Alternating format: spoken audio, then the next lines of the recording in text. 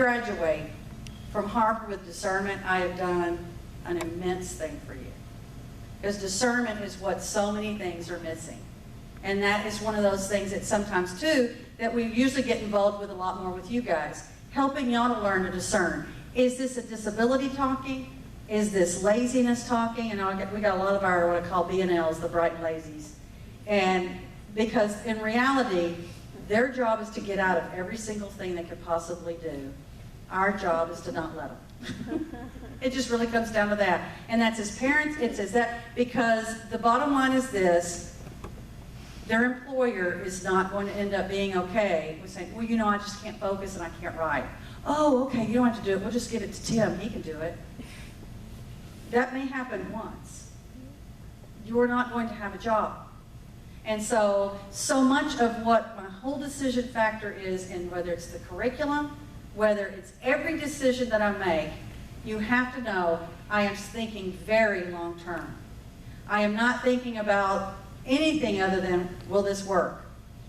Now, our other curriculum is the PACE work, okay? That's the book, and I forgot one of our PACEs. I meant to grab that. It's weird when I'm not at my place. Okay, next one. The PACE is based on the Accelerated Christian Education, okay?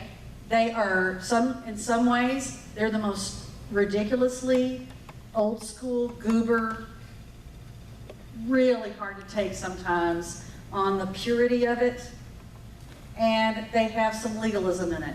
Those are two things that I do not think are realistic. But I can tell you with everything in me, I have never been able to replace it with any curriculum that was better for short-term, mid-term, and long-term results. And that's really what I'm mainly looking at. So if the kids are drawing, I try to please don't draw weirdo faces on the people. It's really dishonoring. But at the same time, I get it, okay? But, so there's different ones, and you can't see this, unfortunately.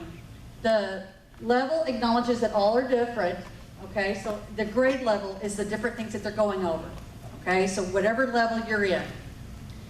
The goals reflects good judgment, set of attainable goals. Minimum of 1 test per week per subject. Now, we only use it for the most part for math, and we use it for grammar / English, okay? That's what we use, and we'll also use it for etymology. Again, writing is very critical in these things. The reason that we use it in math is so that the students do not have to rewrite a problem.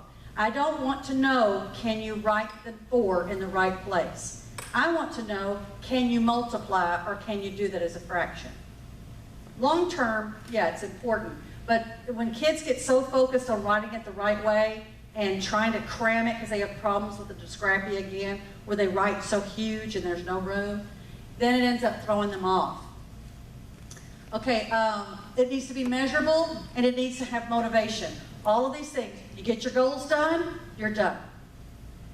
It's all based on the 5-day a week. Goals are set up both in Ignition and in ACE and any of our PACE work that you're doing the goals. In the PACE work, it's per pages. In the Ignition, it is lessons. Next. A goal is a student will set goals every day. Example, 5 pages of math, 3 pages of word building, that's etymology, okay? Word study is what that means. Goals should be attainable. Finished goals have a corresponding rewards or merits. A learning center, that's the term we use in the classroom, because we get like students. It does not mean that everyone in that student are on the exact same level. That is irrelevant. We all work with people all ages. We do not all go into work and say, I'm sorry, all the 50-year-olds are going to be in here, all of the 40s in here, and this is where you go. That's not realistic, and it's not realistic in college. It needs to be the higher the maintenance of the child, and that is not a negative term. It is a real term. The more you need help in the littler things, the lower your learning center. For the most part, it does correspond with ages, but not always. So if a student really needs to be told consistently, you need to get back to work. You need to get back to work. You need to get back to work. If they're going to have a situation that they have diagnosis, but still not being medicated, even though that's what the doctor has recommended, or you're not going to make them go to sleep at night, and they're tired, and you're going to have to keep saying that over and over, and we've decided that we're just going to let the student do what he wants to do, then he will not be able to move up learning centers. It really comes down to that, is the higher the learning center, the less maintenance. Not teaching, not instruction, not any of that. It's the little things. To remember, you've gone to the bathroom 7 times in the last hour, you're not getting anything done. That requires more maintenance to try to have to coordinate and train them a little better. Okay, next. I think what we'll do too, this is I think the last, isn't it, Kim? This scoring is our last one, and we can take a break, because this was all, I wanted to finish the curriculum. Yeah, all right, scoring, make sure, these are all gonna be that we go back over that. It will be in that beautiful red binder that you'll receive, okay? These are the scoring. When you end up having on the workbooks, you will place an X. If they get it wrong, they score themselves. Then they get to know the answers. Yes, they get to see a correct answer. They think they're getting one over on the man. They are not. They're seeing it correct. They can't bring they cannot bring their pencil up. They don't change it then. If it's wrong, it means it doesn't match. It's not a big deal. There is no scores on this. Again, immediate gratification or immediate feedback. I do not understand it. If you end up with -3 errors, then you're going to know that child did not understand it. He's going to realize, I really don't understand this. I thought I did, but I didn't. No shame in it. The shame is not getting help. That's what we're trying to train. It's a huge philosophy to work with, let me tell you. They all get permission to do all kinds of things. Then they place a pencil. They circle the thing. You can kind of see it down at the bottom where they've, over number 9, they've marked it as a red X. They'll go back to their desk and correct it. Because a lot of times it's like, oh, I didn't see it was a plus sign instead of a minus. That happens more than anything. Is they didn't read the directions, shockingly enough, not any of your children, but probably some of those on this video. Then they correct it, they go back up, and then check it again. If it's correct, they're good. If it's missing again, then they're going to need to get their teachers to go in because something's wrong. They're not understanding it, okay? So, next one. Now, before starting a checkup, this is for you at home as well, so that you understand. A checkup ends up, you've got your lessons, and then it's kind of like what we used to call a minor test. Remember you have a little quiz versus a major test? It's what that is. It's checking to see, do you have these concepts down? They cannot do that till the instructor signs off on that. We don't want them to move. It's not because that we don't like them or because we think that they're stupid. It is because we want to make sure that they're going into this not rushing and that they know the concepts. Again, math, I have zero tolerance with not mastering. You must master math. If you end up graduating from Harvard with only Algebra 1, because you came in 4 years behind, that happens. But I'm not going to just shove you through and say that you've gotten it done when you haven't. You must master math. There's a lot of other things you can kind of skip and kind of go on. Math is not one of those. You need to truly know it. So that's what this protects. So that you know if a child is doing a checkup, because see, he should not be getting everything wrong. There is a problem when a child misses a lot in checkups. It's because something along the line happened in that first batch. So then we can end up maybe sending a child back for that. Again, it's because they're rushing. So if they've got homework and they've got a lot of things, it's usually because they rushed through and didn't take the time to fulfill it. I think is that next one, please? Okay, goal sheet. And then we're going to break. This goal sheet is your daily goal sheet. Every day you will know exactly what your child does. This is the most important thing that you could possibly do. I recommend that the goal sheet is used for every single thing and rewards that you have in your home. Besides, obviously, you've got them doing chores, and you've got them training to be leaders, etc. But as far as when they get in, they must have that red binder, and the red binder is their ticket in the car. They don't have a red binder, they don't go home. I park, I have no problem. Where's your red binder? Let's see. Because it determines everything. It is amazing how many times that you don't look at this. If you wait and look at that red binder and those sheets in the next day and the next morning, and you blow a gasket, then you're all fighting on the way here. It ruins everybody's day. And then it's like, dang, if I'd have known that, I wouldn't have gotten you ice cream yesterday because you said it was the best day of my life. And for some reason, you believed it. And it may have been the best day of his life. Had nothing to do with academia. Had nothing, they'd been, you know, everything else. And they nearly burned the school down. But they found a transformer that they had lost 3 weeks ago. And it was the best day of their life. That's why you look at the red binder. You'll know what they have in store. Determine everything from that. You'll know, did they have a struggle? Did they have excellent day, good day, struggled, unacceptable? Okay? Struggled a lot of times mean that usually goes down to their learning disability in a lot of cases.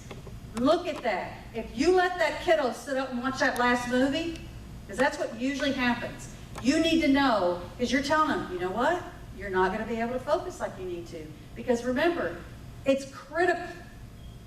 Our kids require a lot of sleep. I don't care how old they are. They require a lot. They got a lot of brain going. So if they ended up missing, see how you can tell one of it's highlighted? The highlighted one, what happens for our parents who have been here? What's the highlighted mean?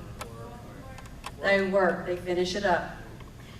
They can finish it up in the car. They can finish it up because it's like, well, yeah, but we got things. Yeah, that's all right. That is all right. Keep a pencil in the car. Give them the pencil. Well, you know what? This is what goes on. You can't go to your play date. You can't do. This is what goes on.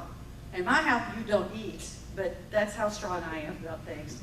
That's your ticket to getting dinner. Are you done with your stuff? And if you've got that much that you're still working on, you need to see us because something's wrong. Something's very wrong. It should never happen like that. But if you blow the whole day and you don't get things done, I just couldn't focus, it gets back to that, what did he do that evening before? Well, you know, surely they don't have TVs in their room or any electronics in their room, I'm thinking, because we don't do that. But maybe somehow they snuck in someone else's room and there was a TV in there and they're sitting up all night. Or there's a game, or they accidentally went to bed with their phone in there. And so then you know too, immediately something's going on, too much is going on. They're not sleeping right. So this gives you an immediate feedback of what happens. The teacher will be very clear too. On that will be anything attached. If there was a concern, if there was a notice of concern, usually when there's anything that's issued, it just doesn't matter. This is not about, we're not trying to rag on your child. We're trying to give you immediate feedback. That's what you've been missing your whole life. Instead, you don't want to wait to the report card and it's like, what happened? Because these children, not to say they're pets, but I'm just saying, you cannot yell at a dog the next day about chewing your shoe up. But I'm sorry, you can't do that with your kids either. It needs to be immediate. This day has to do with what happened today. Because that's how it is at work. They're not going to fire you 3 days later having never told you that you screwed up. You're going to know. That day, it is immediate. No, this is unacceptable. You can't do that. And that supports us. You also are going to let us know if there's something going on. If it's something personal, if it's a whole lot where they're just, well, he told me this, and he got in a big fight, and he's hating on Jamie right now, and so I just please don't write that kind of stuff in the red binder. They look at the red binder stays on their desk, open, we do all that. What we usually try to do is, if we want to know things, put a little sealed thing and staple it on the top. If that gets open, if you say on there sealed, just write it through to make sure, because that usually only happens once that they open it. Only once. I've never had any that ever happened twice with the same student. And so if you end up doing that, so that way it kind of helps us a little, but that's our go-between to get information. Okay? What's that? Or email. Yeah. This may flag you down. Usually we do the notice of concern. The student is not going to be shocked. This is the thing. We don't ever tell you that they had a day that they are not aware of. They know exactly what happened. Because that's how I roll. Because it's very important. So it's not about tattling or things. We're not going to leave you as the one that's going to say, oh my gosh, You got a 0. I did? That's just not going to happen. So it's like, well, that must have been a mistake. That's manual grading. No, it's not. I can see your score right here. So I think that that's the last. Let me see what's up. Perfect. The rest, it's all downhill from here. So we're going to take a little break and make sure too, you can, if you have your t-shirt or don't worry about it, bring it in tomorrow if you want. I want you to make sure, and you have to get into this. And there's a lot of stuff in here for you. We'll take a 10-minute break or so, and then we'll accomplish the rest, and that'll be, the rest is easy, 30 minutes.